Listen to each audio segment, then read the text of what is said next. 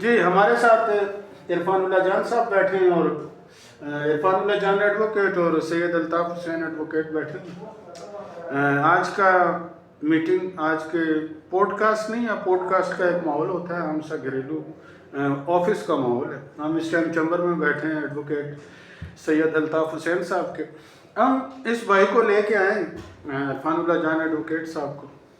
انہوں نے کافی لوگوں کے متعلق لکھا، محبت سے، پیار سے، ہمارے بار ممبرز، انہوں نے خصوصاً جونیئرز کے لیے وہ لکھا کہ وہ دیکھیں اور انسپریشن لیں کہ سینئرز کون ہیں۔ عموماً جونیئرز آتے ہیں، ان کو پتہ نہیں ہوتا کہ ہمارے بار ممبرز میں کون سے لوگ کدھر بیٹھتے ہیں، کیا کرتے ہیں، کس فیلڈ کے ماہر ہیں۔ اسی حوالے سے محبت سے انہوں نے ڈیٹیل سے کافی سینئر ممبرز کے متعلق لکھا۔ تو یہ ویڈیو بھی جونیئرز کے لیے بن رہی ہے کہ ہم یہ جو لکھ رہے ہیں، آپ لوگ مختلف گروپس میں دیکھتے رہتے ہیں کہ عرفان اللہ جان ایڈوکیٹ کون ہے۔ عرفان اللہ جان ایڈوکیٹ کو آج ہم نے منت کی ہے، یہ گھر چلے گئے تھے لیکن انہوں نے وعدے کی پابندی کی اور واپس آ گئے۔ ان سے شروع کرتے ہیں، ان سے پوچھتے ہیں کہ عرفان اللہ جان ایڈوکیٹ، پہلے ہمیں LLB کی ڈگری لینے سے پہلے کہ جو سکولنگ اور جو بچپن ہے، اپنا ایریا، اپنی فیملی، اپنے شوق رجحانات کچھ اگر روشنی ڈالنا چاہیں تو ہم سب کے لیے یہ خوشی کا باعث ہوگا، پلیز۔ وسیم اکبر صاحب، آپ کا بہت شکریہ کہ آپ نے ہمیں اس خاص پروگرام میں بلایا۔ پرائمری تعلیم ہم نے باغیچہ پرائمری اسکول سے حاصل کی، اس کے بعد ہائی اسکول چاشدہ خاص میں پڑھے، اور پھر گورنمنٹ کالج چارسدہ میں پڑھے، اور اس کے بعد اسلامیہ اللہ کالج پشاور سے LLB کیا، اور پھر 2006 میں ڈسٹرکٹ کورٹس چارسدہ جوائن کیا اور وکالت کی پریکٹس شروع کی، اور ساتھ ساتھ پڑھتی بھی رہتے تھے، اور پڑھنے کی وجہ سے لکھنے کا بھی شوق پیدا ہو گیا۔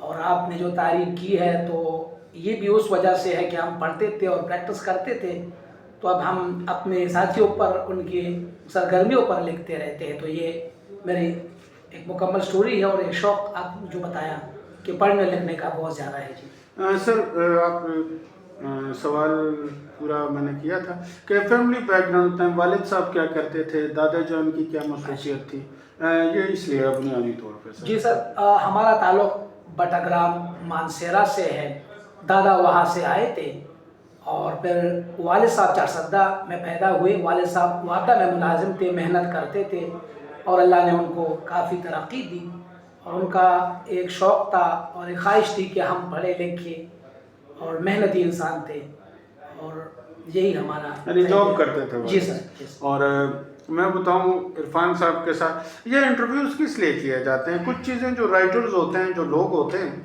ان کے بارے میں ان کے قریبی لوگوں کو مجھے آج پتہ چلا کہ یہ میرے گاؤں، میرے علاقے میں بھی ایبٹ-آباد کا ہوں بنیادی طور پہ، تو انہوں نے بٹاگرام مانسیرا بتایا کہ دادا جان وہاں کے تھے، تو بنیادی طور پہ یہ ہمارے ایک ہزاروال ہیں۔ تو عرفان صاحب خوشی ہوئی مجھے آج پتہ چلا۔ تو یہ انٹرویوز اسی لیے ہوتے ہیں، انٹرویوز بندہ خود اپنے متعلق زیادہ بتا سکتا ہے۔ اگلا سوال ہم الطاف حسین صاحب سے کریں گے۔ الطاف حسین صاحب کے چیمبر میں بیٹھے ہیں، وہ زیادہ ڈیزرو کرتے ہیں، ہم مہمان ہیں ان کے۔ چائے شاہ انہوں نے ابھی تک نہیں منگوائی ہے ہمارے لیے، انہوں نے وہ بار کی چائے پہ انحصار کیا ہوا ہے، تو چائے شاہ پئیں گے آپ سے سر۔ سر آپ بتائیں، اس LLB کی ڈگری سے پہلے، کیونکہ آج عید کا تیسرا دن ہے تو اسی لیے کوئی لیگل اور قانونی گفتگو وغیرہ ہم نہیں کرنا چاہیں گے، ہم ان کا بچپن، ان کے فیملی بیک گراؤنڈ سننا چاہیں گے۔ پلیز الطاف صاحب آپ بتائیں، اسکولنگ وغیرہ۔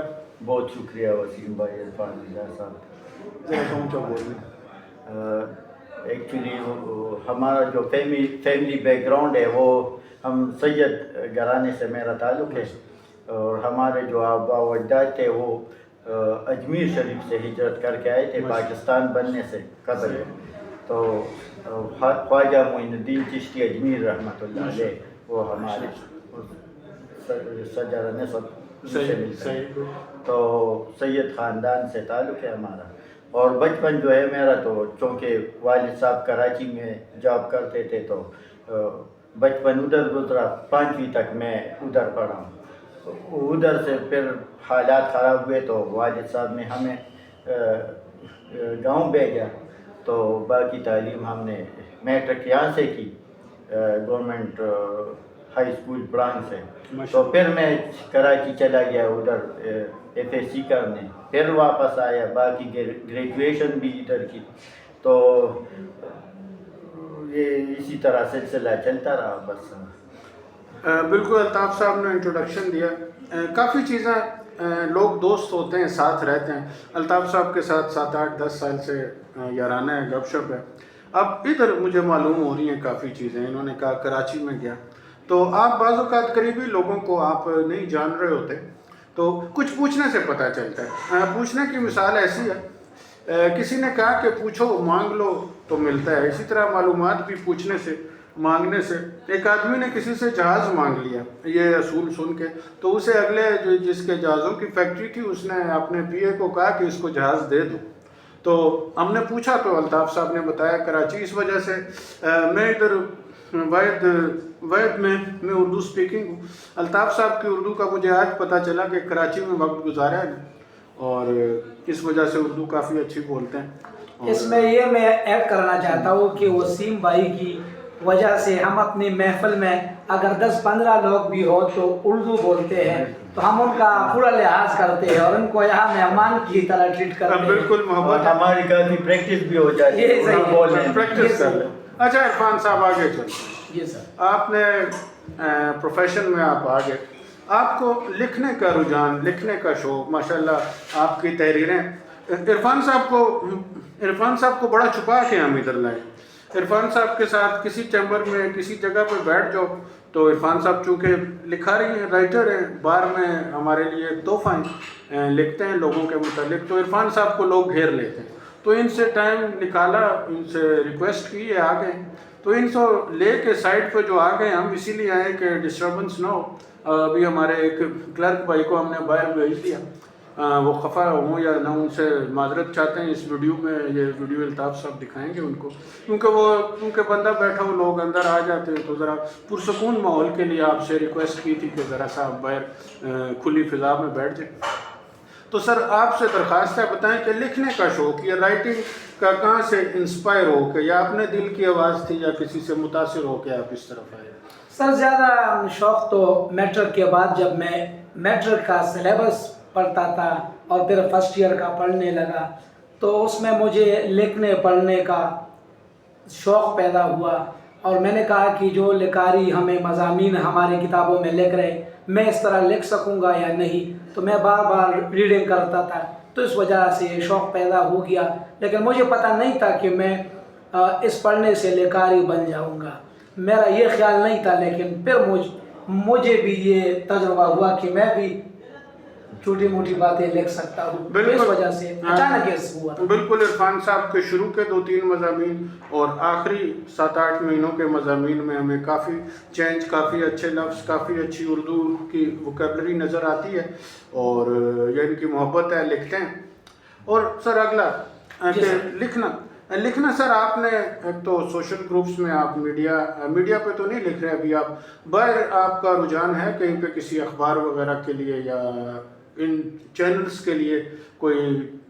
اچھا ویڈیوز, آپ شارٹ ویڈیوز بناتے ہیں؟ جی سر. شارٹ ویڈیوز اور لانگ ویڈیوز پہ آف دا ریکارڈ ہماری ڈسکشن جو ہوتی ہے, میں عرفان صاحب کو کہتا ہوں کہ اپنے دل کی مکمل بات کریں, چھوٹی بات نہیں سمجھتے. آپ نے لانگ ویڈیوز کے متعلق آپ کے کیا وہ ہیں کہ ہونی چاہیے یا نہیں ہونی چاہیے, اور شارٹ اس میں کیا فرق کرتے ہیں؟ سر پہلے تو میں 5-6 منٹ ویڈیو کرتا تھا, تو دوست جو دیکھتے تھے تو انہوں نے کہا کہ اب زمانہ بدل گیا ہے اور سوشل میڈیا پر آپ شارٹ کیا کریں. تو اس کا رسپانس مجھے پھر اچھا آیا, نتیجہ اچھا آیا. تو میں نے سوچا کہ 2-3 لفظ, اب تو 10 اور 12 سیکنڈ میں بات کر لیتا ہوں. یہ ٹھیک ہے کہ اس میں جامع بات نہیں ہو سکتی, مکمل بات نہیں ہو سکتی, لیکن لوگ اس کو ایکسیپٹ کرتے ہیں اور پسند کرتے ہیں. تو میں نے سوچا کہ اس کو لائک کرتا ہے, تو اس لیے شارٹ دیتا ہوں. جی صحیح ہے سر, شکریہ. ابھی نیکسٹ ویڈیو ریکارڈ کرتے ہیں, اس کا کافی 10 منٹ کا ہم نے طے کیا تھا, اگلی ویڈیو پہ بات کرتے ہیں.